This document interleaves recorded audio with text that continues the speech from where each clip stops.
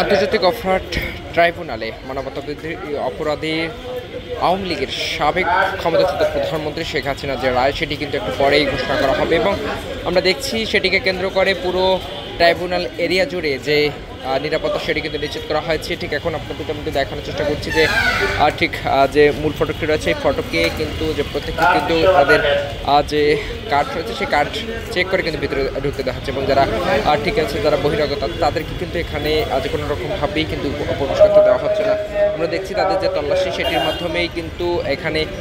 যারা কর্মকর্তা কর্মচারীরা রয়েছে শুধুমাত্র তাদেরকেই কিন্তু তাদের যে কার্ড রয়েছে যারা স্টাফ রয়েছে তাদের শুধুমাত্র কার্ড থেকে কিন্তু তাদেরকে ভিতরে প্রবেশ করতে দেওয়া হচ্ছে।